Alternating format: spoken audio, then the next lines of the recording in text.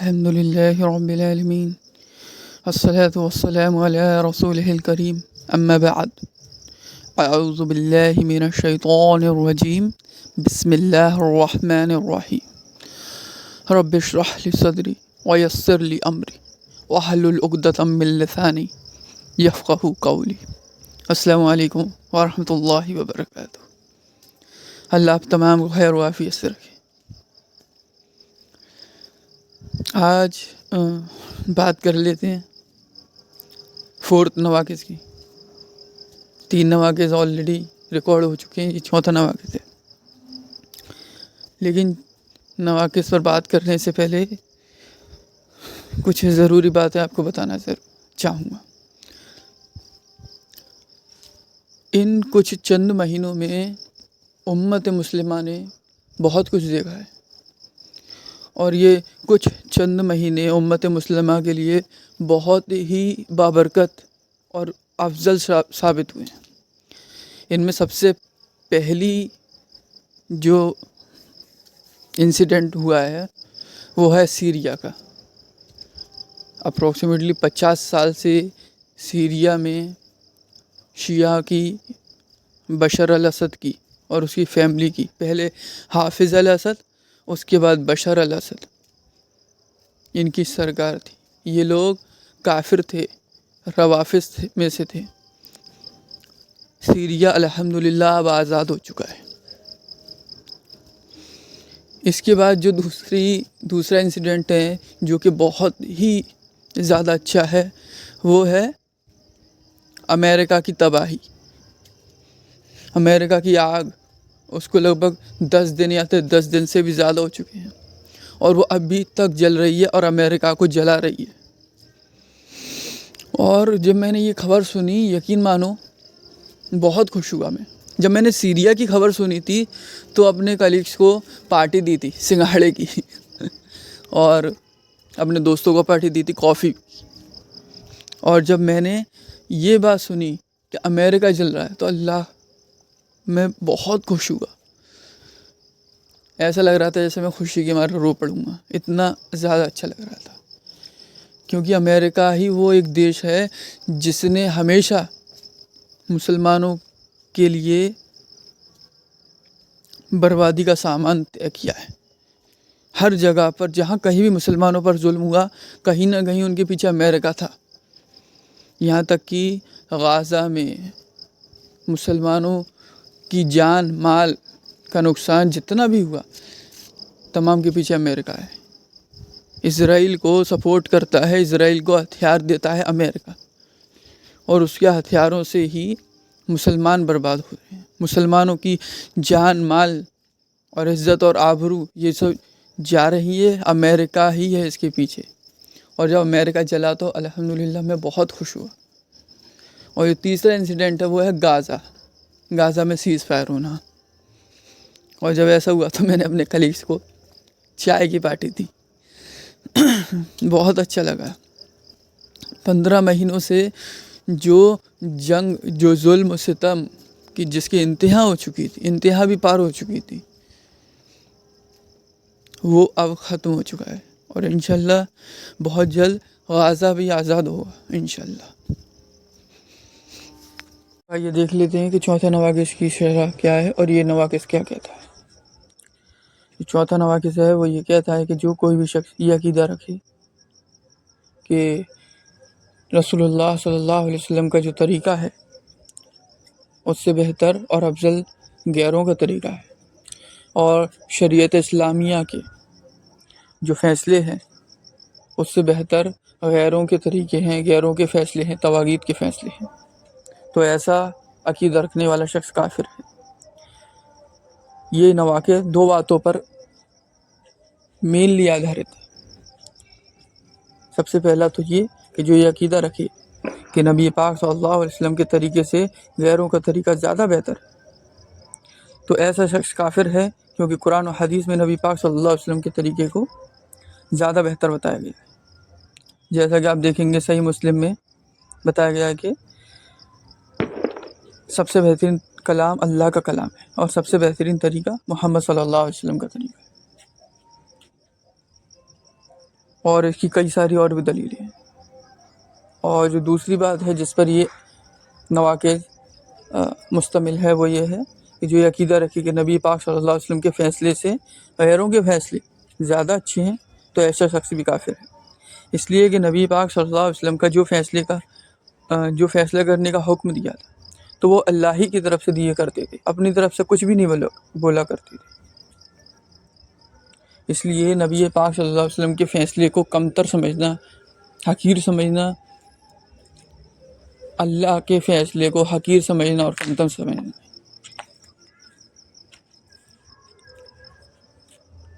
اور آپ اس کو قرآن میں کئی جگہ پڑھ سکتے ہیں، جیسے سورہ نساء میں۔ لہٰذا مسلمانوں پر فرض ہے کہ وہ تمام احکام قرآن و سنت سے ہی لیں اور کسی بھی چیز کے بارے میں بنا دلیل بات نہ کریں۔ اور مسلمانوں پر یہ بھی فرض ہے کہ وہ کسی بھی انسان کی بات کی وجہ سے اللہ اور اس کے رسول صلی اللہ علیہ وسلم کی بات کو نہ چھوڑیں۔ ہم پر یہ فرض ہے کہ ہم سنت کے ثابت ہو جانے کے بعد، قرآن و حدیث سے کسی بھی چیز کے ثابت ہو جانے کے بعد اپنی عقل نہ لگا کر صرف اس بات کی پیروی کریں جو کہ ہمیں شریعت اسلامیہ سے ملتی ہے۔ اور یہ عقیدہ رکھنا واجب ہے ہم پر کہ اللہ اور اس کے رسول صلی اللہ علیہ وسلم کا فیصلہ ہی حق ہے اور درست ہے، اور جو کوئی بھی شخص اس کے خلاف فیصلہ کرے تو وہ طاغوت ہے، اور ایسے فیصلوں کو صحیح ماننے والا شخص بھی کافر ہے۔ اب یہاں پر کچھ باتیں ہیں جو میں آپ کو بتانا چاہوں گا دور حاضر کے پس منظر میں۔ دنیا بھر میں جتنی بھی عدالتیں ہیں، جہاں کہیں بھی قرآن و سنت کے خلاف، قرآن و سنت سے ہٹ کر فیصلے کیے جاتے ہیں، وہ تمام کے تمام عدالتیں کفریہ عدالتیں ہیں، طواغیت کی عدالتیں ہیں۔ ان میں جو لوگ فیصلہ کرتے ہیں وہ طاغوت کہلاتے ہیں، اور جو کوئی بھی لوگ ان میں اپنے نوکریوں کو، اپنے پیشے کو انجام دیتے ہیں تو ان کی تکفیر کرنا بھی تمام اہل ایمان پر لازم ہے۔ کیونکہ یہ وہ لوگ ہیں جو کہ طاغوت کے انڈر رہتے ہوئے، اس کی ہمنوائی کرتے ہوئے، اس کی چاپلوسی کرتے ہوئے اپنے زندگی گزر بسر کر رہے ہیں۔ اور یہ اسلام کی پہلی شرط ہی کے خلاف ہے۔ اسلام کی پہلی شرط کیا ہے؟ اسلام کی پہلی شرط طاغوت کا انکار ہے، اور یہ بات میں کئی بار بتا چکا ہوں۔ اللہ پر ایمان لانا ہے، لیکن وہ بعد میں، پہلے طاغوت کا انکار کرنا ہے۔ آپ کو وہ آیت تو یاد ہی ہوگی، فَمَن يَكْفُرْ بِالطَّاغُوتِ وَيُؤْمِنْ بِاللَّهِ۔ پہلے طاغوت کا انکار ہے، اس کے بعد اللہ پر ایمان ہے۔ اب یہاں پر کچھ مسائل آ جاتے ہیں جو کہ بہت ہی سیریس ہیں، گمبھیر ہیں، اور ان کو سمجھنا نہایت ہی ضروری ہے دور حاضر میں، کیونکہ دور حاضر میں مرجئہ کا فتنہ اتنا زیادہ عروج پر ہے جتنا کہ خوارج کا فتنہ عروج پر نہیں ہے۔ اور یاد رکھیے، مرجئہ کو اس امت کا یہود کہا گیا ہے۔ خیر، تو دیکھ لیتے ہیں اللہ کے نازل کردہ حکم کے علاوہ سے فیصلے کرنے کا یہ جو مسئلہ ہے، اس میں کچھ چیزوں کو جاننا بہت ضروری ہے۔ نمبر 1، جو شخص یہ سمجھے کہ اب وقت بدل چکا ہے اور قرآن و سنت کے جو قانون ہیں وہ پرانے ہو چکے ہیں، نئے زمانے میں ہمیں نئے قوانین کی ضرورت ہے، تو ایسا شخص کافر ہے۔ کچھ لوگ یہ بھی کہتے ہیں کہ شرعی حدود کا نفاذ، جیسے کہ شادی شدہ زانی کو رجم کرنا، چور کے ہاتھ کاٹنا، مرتد کو قتل کرنا، یہ سب بہت سخت قانون ہیں اور یہ ترقی یافتہ زمانے میں نہیں چل سکتے۔ تو جان لیں کہ صاف صاف کفر ہے، اور یہ بات کوئی مسلمان بول ہی نہیں سکتا، کوئی منافق بول سکتا ہے یا تو کافر۔ نمبر 2، اسی طرح جو یہ کہے کہ مجھے اس بات کی آزادی ہے کہ چاہے اسلام کے مطابق فیصلہ کروں یا کفر کے مطابق، تو ایسا شخص کافر ہے، کیونکہ بندوں پر احکام الہی کے مطابق فیصلہ کرنا یہ واجب ہے، فرض ہے۔ اللہ کے قانون کے مطابق فیصلہ کرنا ایک عبادت ہے، لہٰذا تمام انسانوں پر واجب ہے کہ وہ شریعت اسلامیہ کے مطابق ہی فیصلہ کریں اور اللہ ایک کی عبادت کریں۔ نمبر 3، اسی طرح جو یہ کہے کہ ہم مانتے ہیں کہ اللہ کے قانون حق ہیں، لیکن اس قانون کے علاوہ کسی اور کے قانون سے فیصلہ کرنا بھی جائز ہے، انسان زمانے کے حساب سے چلے، تو ایسا ماننے یا کہنے والا شخص بھی کافر ہے۔ کیوں؟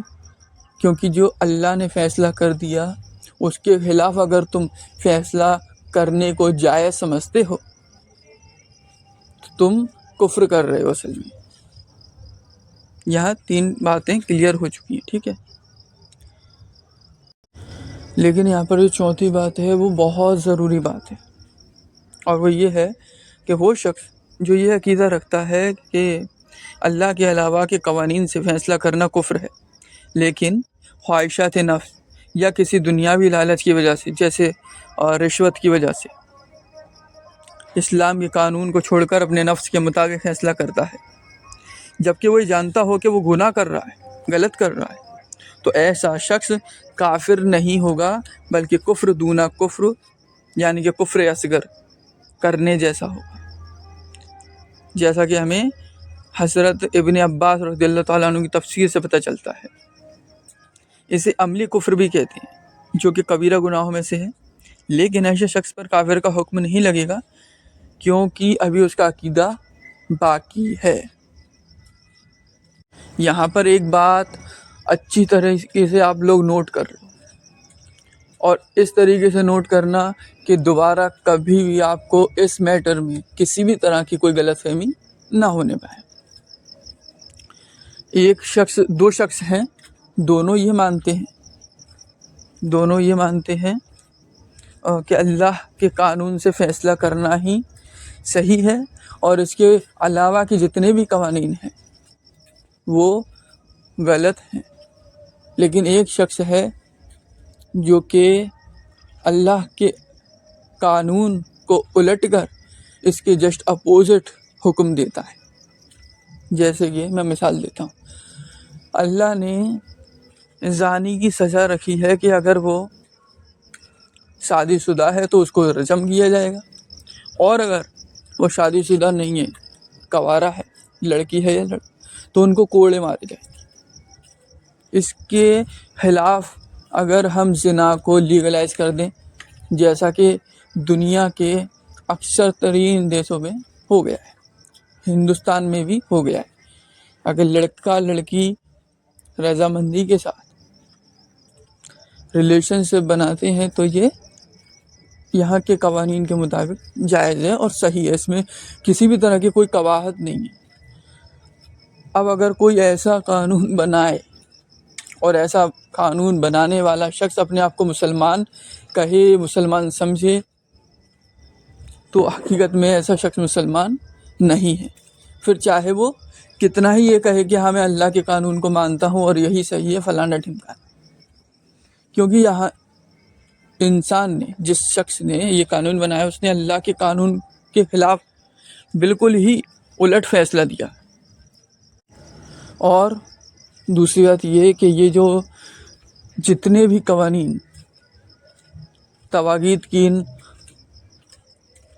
عدالتوں میں، پارلیمنٹس میں بنائے جاتے ہیں، نافذ کیے جاتے ہیں، ان جمہوری عدالتوں میں، جمہوری پارلیمنٹس میں یہ جو قوانین بنائے جاتے ہیں، تمام کے تمام کفر ہیں، کفریہ ہیں، اور یہ تمام کے تمام لوگوں کی تکفیر کرنا ہر مسلمان پر واجب ہے۔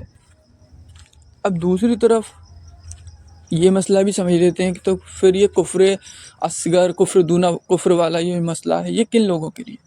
یہ ان لوگوں کے لیے ہے جو کہ رشوت کی وجہ سے، کسی دنیاوی لالچ کی وجہ سے، کسی کے ڈر کی وجہ سے اللہ کے جو قانون ہے اس کو تھوڑا سا بدل دیتے تھے، حالانکہ دل میں عقیدہ بالکل پختہ ہوتا تھا اور صحیح ہوتا تھا کہ وہ جو کر رہے ہیں وہ غلط کر رہے ہیں، لیکن تھوڑا سا بدل دیتے تھے۔ کیسے؟ میں مثال دیتا ہوں۔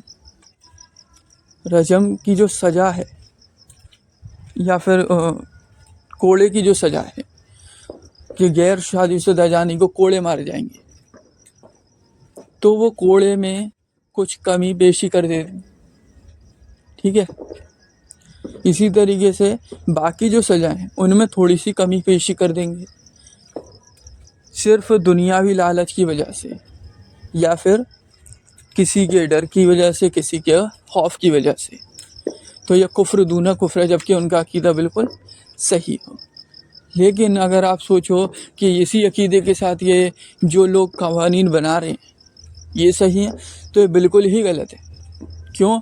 کیونکہ یہ جو قوانین بنائے جا رہے ہیں یہ جمہوریت جس میں شامل ہے، جس میں سیدھے سیدھے اللہ کی شریعت سے ٹکرانے والے قوانین بننے ہیں، یہ ہر حالت میں کفر اکبر ہے، اصغر نہیں ہے۔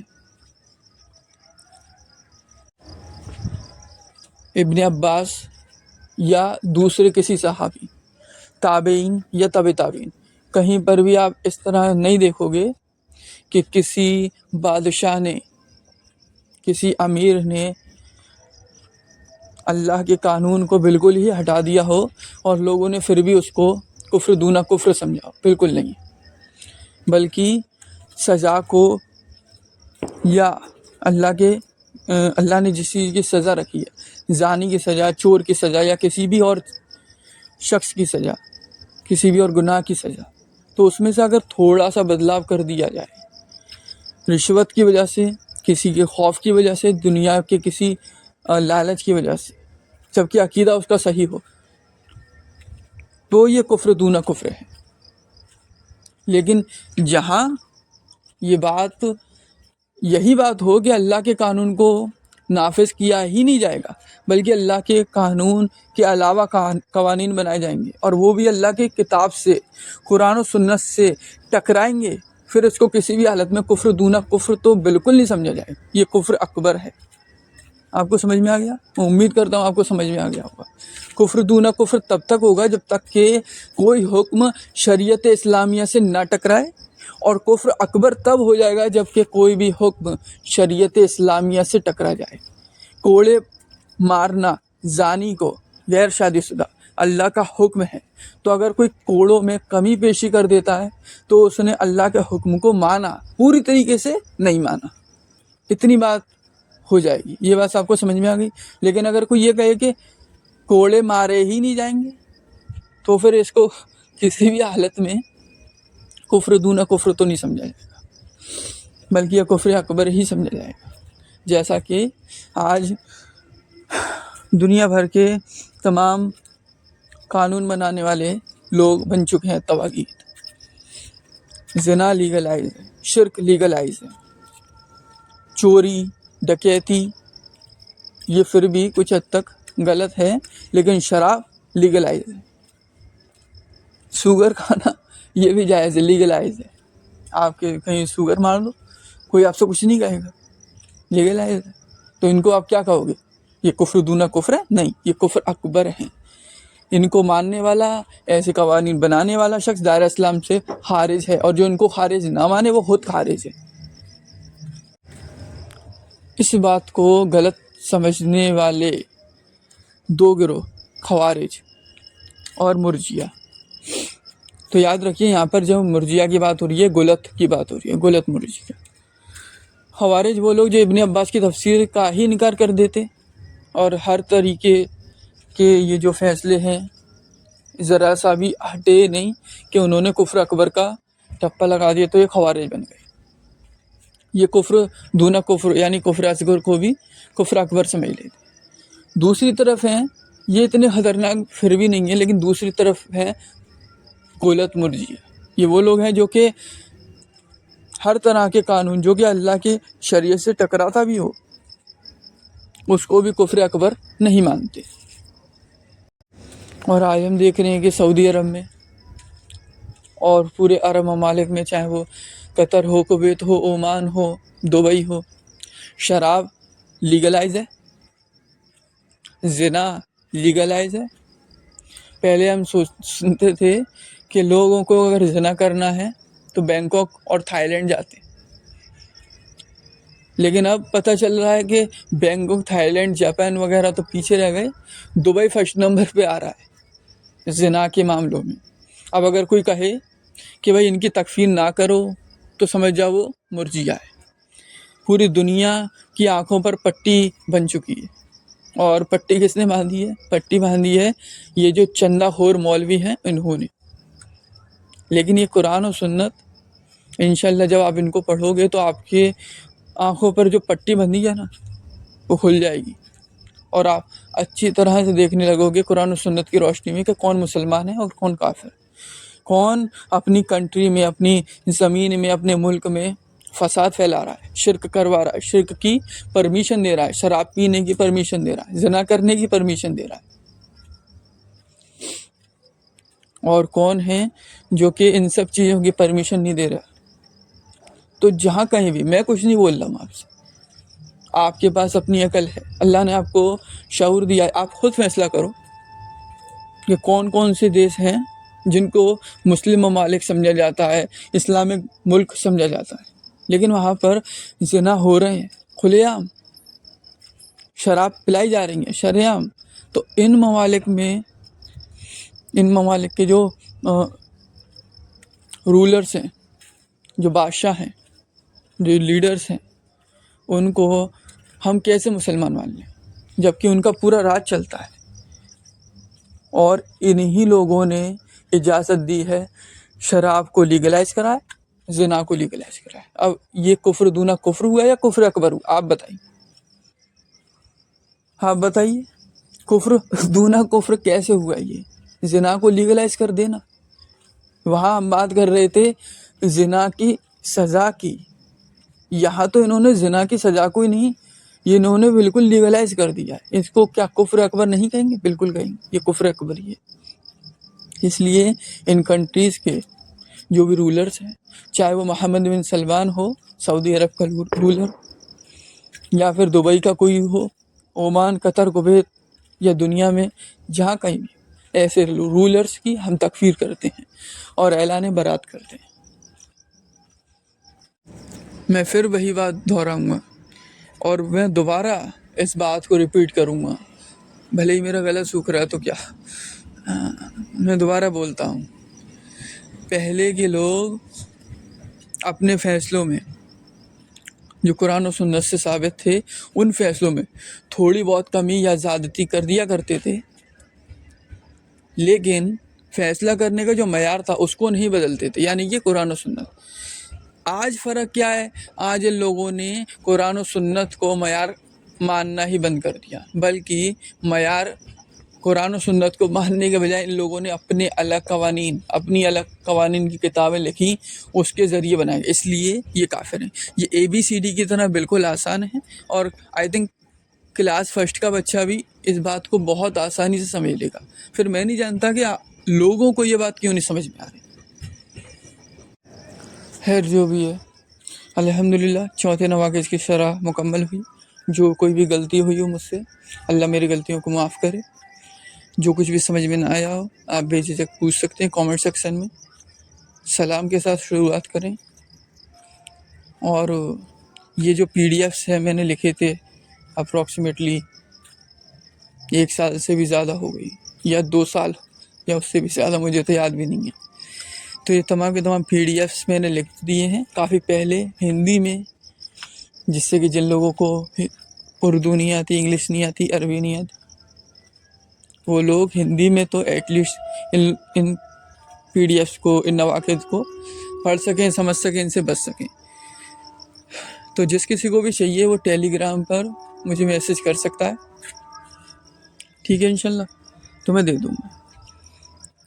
اپنا خیال رکھیے، میرے لیے دعا کرتے رہیے۔ السلام علیکم ورحمۃ اللہ وبرکاتہ۔